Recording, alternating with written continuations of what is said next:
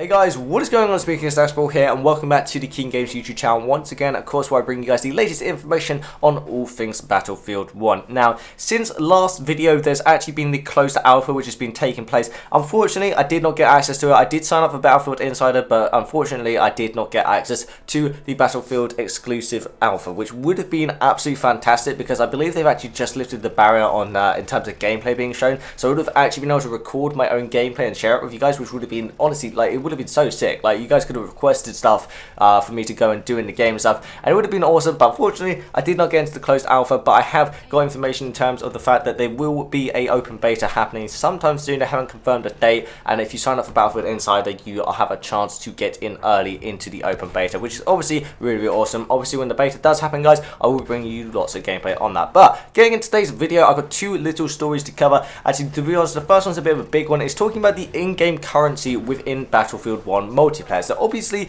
we had this in Battlefield Hardline as well. They didn't really have it in Battlefield 4, because in Battlefield 4 they had the old system where you'd rank up the actual sort of class level in terms of unlocking new weapons and equipment.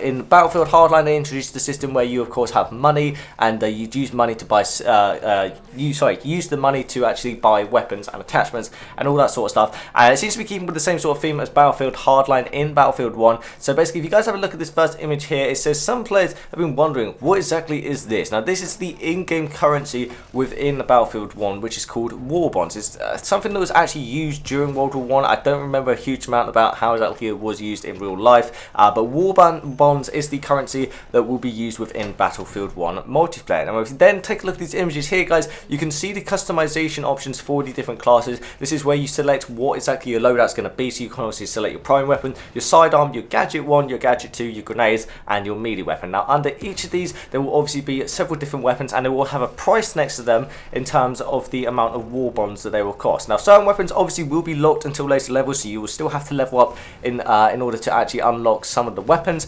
but each weapon will still cost money in terms of the in-game currency, which is of course war bonds. So the first image here, you can see it says unlock item, carbine configuration. It says it will cost 40 war bonds. You can of course click on unlock. It shows you war bonds in the top right there. I apologize for the bad quality of the images, guys. This is just all I could really get, but it says in the top right there, it says war bonds 80, and it says it will cost 40 war bonds to unlock the item which is selected.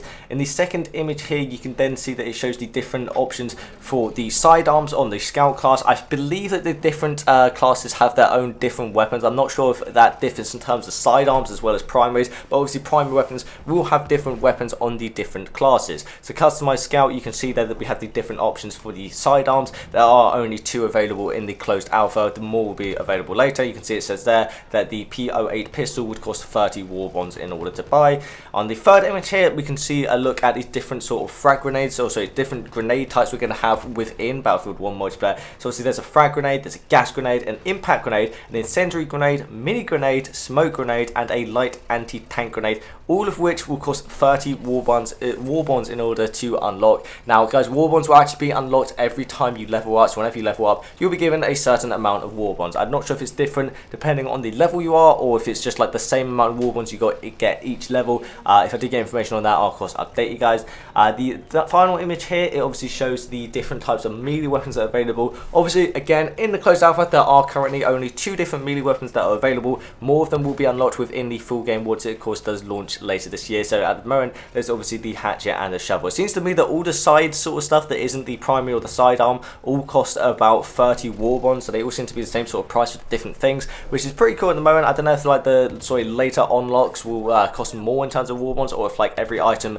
in the sort of category will all cost the same. That's something interesting to talk about, but I don't really know that as of now. The next thing I want to talk to you guys about here is the new Battlefield 4 user interface. So people that have gained access to the closed alpha have also been giving access to the new user interface within Battlefield 4. So you guys can have a look here at some of the different images. Now, this is sort of taking place of Battlelog, because when they bring out Battlefield 1, they're also updating Battlelog, and it's going to have this same this new type of feel to it, which you guys can see here. I'm just going to show the sort of images. There's not a huge amount to talk about within the images. You've got different pictures of like where you can see your friends and stuff. You can sort of invite people to parties from Battlelog directly in the browser, rather than having to be in game or anything like that and invite them via Origin. So obviously this is for the PC. PC. Obviously, you know, console will be very different to this, but obviously on the PC version, this is what the new updated sort of battle log is going to look like. And I gotta say, it looks pretty damn cool compared to the, you know, the sort of old version of battle log which you have on the browser. This definitely looks quite a bit better. It has news built into the website as well. You can see it says highlights, and then it says /news.